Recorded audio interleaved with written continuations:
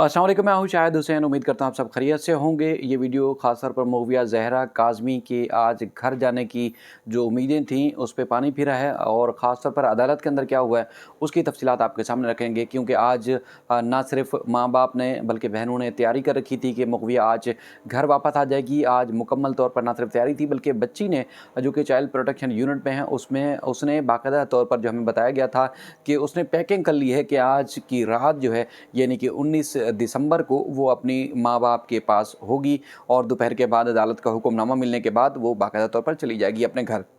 लेकिन जो तदबीरें थीं वो सारी उलट पड़ीं। किस वजह से कि नूर मुनीर साहिबा कुछ दिन पहले नमूदार हुईं, अदालत में सरेंडर किया, उन्होंने ज़मानत हासिल की और उसके बाद फिर ज़हीर और शब्बीर जो है वो मुल्ज़िम हैं। लेकिन जो मरकज़ी मुल्ज़िम है जिसको मामले का एतराज़ होना चाहिए था, आज अदालत को बाकायदा तौर पर जो आगाह किया गया कमरा अदालत के अंदर जो कुछ हुआ उसके कुछ फैक्ट्स आपके सामने रखूँगा और किस तरह गुमराहकुन जो है वो चीज़ें सामने आई और किस तरह जो गलत बयानी की जाती रही उसकी, और ख़ास तौर पर मेहदी काज़मी साहब, चूँकि आपने सबने साइमा काज़मी जो हैं उनको हाई कोर्ट में एड़ियाँ रगड़ते हुए, गिड़गिड़ाते हुए, चीखते हुए, रोते हुए, बेटी के लिए तड़पते हुए देखा था।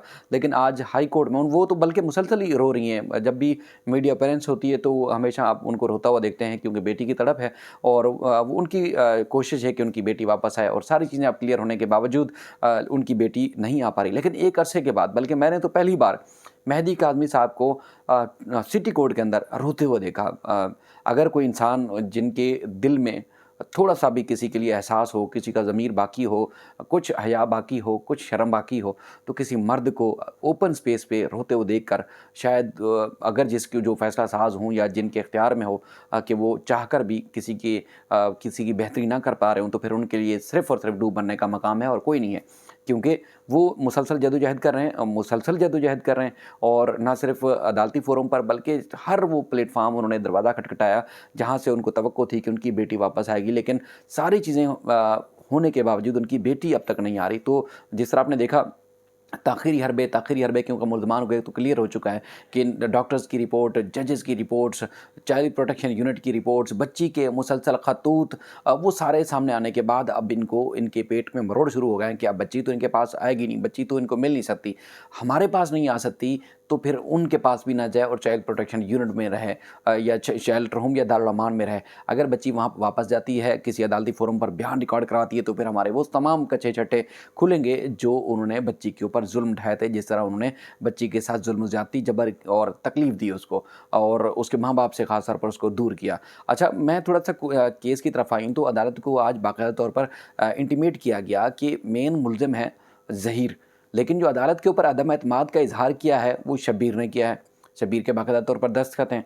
डिस्ट्रिक्ट एंड सेशन जज के सामने मुल्ज़मान की तरफ से अदालत को बताया गया, डिस्ट्रिक्ट एंड सेशन जज को, कुछ दिन पहले कि जो एडिशनल डिस्ट्रिक्ट एंड सेशन जज हैं यानी कि इलियास मेमन साहब, हमारे मोअज़्ज़ज़ वकील साहब जब कोर्ट रूम के बल्कि चैम्बर के अंदर गए तो उनको कहा कि गेट आउट। तो वहाँ पर तो गेट आउट का अल्फ़ाज़ तो इस्तेमाल किया नहीं गया, यानी कि ऊपर कुछ और जाके बढ़ा चढ़ा के पेश किया गया और नीचे जब एडिशनल डिस्ट्रिक्ट एंड सेशन जज के पास, यानी जिनके पास केस चल रहा है, जहाँ पे ट्रायल चल रहा है, उनको कुछ और बातें की।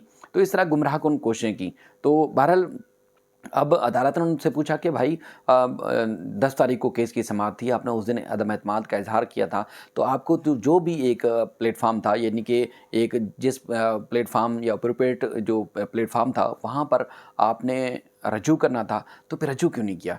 तो कहा कि देखें जी, हमें मज़ीद मोहलत दे दें और लंबी तारीख लेने की कोशिश की। बुनियादी मुद्दा ये लग रहा था कि जैसे वो चाह रहे थे कि मज़ीद एक ताख़ीर हो, लंबी ताख़ीर हो और मज़ीद जो है केस को लटकाया जाए। अच्छा, 9 दिन तक किसी फ़ोरम पर, एक प्रॉपर फ़ोरम जो है उससे कहीं रजू नहीं किया गया। आज बाकायदा तौर पर पहले 8:30 बजे जब मैं पहुँचा तो मुझसे पहले मेहदी काज़मी साहब और उनकी अहलिया मौजूद थी, क्योंकि आज तो उनको यकीन था कि हर सूरत उनकी बेटी तो उनके साथ जाए ही जाए और बार-बार वो इस बात की आगाह कर चुके हैं, बल्कि जो है वो बता चुके हैं कि केस का ट्रायल 1 महीना भी देर हो जाएगी, चलता रहेगा, उसका मसला नहीं है। लेकिन हमारी बच्ची हमें वापस कर दी जाए। बच्ची क्योंकि वो वहाँ बेचैन है, परेशान है, माँ-बाप इधर तड़प रहे हैं, परेशान हैं। तो पहले एक ज़ुल्म ज़्यादती हुई, उसके बाद फिर मज़ीद ज़ुल्म नहीं सह पा रहे, उनकी बेटी उनको वापस कर दी जाए और हर चीज़ क्लियर है। सिर्फ ये उनकी ख्वाहिश नहीं बल्कि हर वो चीज़ जो रिक्वायर्ड होती है अदालती फ़ोरम पर या एक किसी भी फ़ोरम पर, तो वो सब चीज़ें क्लियर होने के बावजूद उनकी बेटी उनको नहीं मिल पा रही। तो बहरहाल वो वहाँ पर मौजूद थे। उसके बाद फिर उस वक़्त भी मुलज़िम जो है वो बल्कि पाँचों मुल्ज़िमान जो है कोर्ट रूम के अंदर, क्योंकि शब्बीर और नूर बीवी बाद में पहुँचे और दीगर मुल्ज़िमान पहले से कोर्ट रूम में मौजूद थे। उनके वकील उस वक़्त नहीं आए, फिर 10:30 बजे का टाइम रखा गया।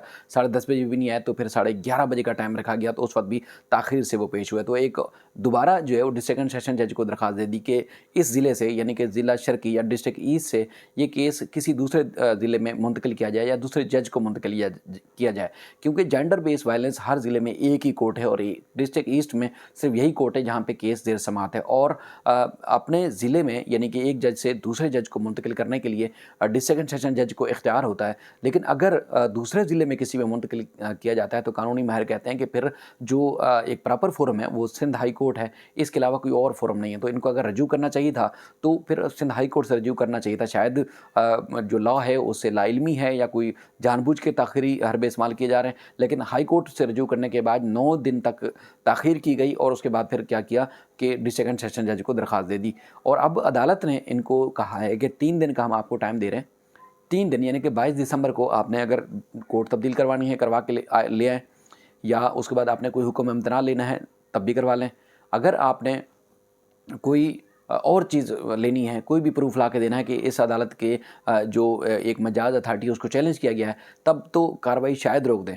वरना 22 तारीख को जो अदालत मामूल के मुताबिक कार्रवाई करती है, चार्ज फ्रेम करना है और बच्ची की कस्टडी के हवाले से फ़ैसला करना है और दीगर मामलात जो है उस पे अदालत अपनी जो कार्रवाई हो बाकायदा शुरू कर देगी। तो अब 3 दिन का मज़ीद उनको मुल्ज़मान को टाइम दिया गया है कि जिस फ़ोरम से भी रजू करना चाहें कर लें। अच्छा, आपको याद होगा कि एक मुहिम चलाई गई थी, कुछ ऐसे लोग हैं जो ज़मीर फ़रोश, मैं कहूँगा झूठे तो शायद उनके लिए कम ही अल्फाज हो, कि झूठ से शुरू होते हैं और झूठ पे जाके उनकी कहानी ख़त्म होती है और तोहमतें लगाने के अलावा उनके पास कोई चारा नहीं है। कहा गया था जी सईद रिंद साहब जो है उनका तबादला किया गया है और प्रेशर डाला गया है और ना जाने उनके साथ क्या जुल्म ज़्यादती हुई है। आज जो नूर बीबी को सिक्योरिटी फ़राहम करने वाले थे, जो अपनी सिक्योरिटी में लेके गए हैं नूर बीबी को कोर्ट रूम से बाहर, बल्कि तमाम मुल्ज़मान को, वो सईद रिंद साहब भी थे। कोर्ट रूम में वो सुबह से मौजूद थे, जब तक 3 बार केसेस की समाअत हुई वो कोर्ट रूम के अंदर मौजूद थे। तो फिर ऐसे लोगों को क्या करना चाहिए? आप जो व्यूअर्स हैं वो खुद फैसला करें कि ऐसे लोग जो झूठ बोलते हैं, मकारी करते हैं और दूसरे लोगों के ऊपर तोहमत लगाते हैं और खाम-खा की जो है वो कहानियाँ घड़ते हैं, उन लोगों के साथ क्या होना चाहिए? आप खुद जो है वो फैसला करें, व्यूअर्स करें। या अगर थोड़ी-सी हया और शर्म हो तो कम से कम आप थोड़ी-सी लाइन तब्दील कर लें। अब एक ही जो है वो चक्की में घुमा-घुमा के शायद लोग पक गए, यहाँ पे इसकी फ़ज़ूलियात नहीं सुनते। कोई और कहानी गढ़ें, डॉलर से लेके हर तरह की जो है वो कहानियाँ घड़ते रहते हैं। कम से कम आप थोड़ी-सी कहानी आपको तब्दील करनी चाहिए, झूठ के अलावा। लेकिन इनके पास कोई फ़ोरम पर जहाँ केसेस चलते हैं, 99% लोग वहाँ होते नहीं हैं, जहाँ पे ये केस चलता है ख़ास तौर पर। और उसके बाद फिर बैठ के कहीं भी किसी से भी किस्सा कहानी घड़ लेंगे तो ज़ाहिर है उसमें दम नहीं होगा। तो इसलिए या तो फिर फ़ील्ड में आके उन चीज़ों को लोगों को चाहिए कि देखा करें कि वाक़ई ही जो हमें जो कहानी घड़ के बताई गई है, वो क्या व्यूअर्स तक वो वैसी कहानी पहुँचा रहे हैं या फिर हम गुमराह कर रहे हैं लोगों को।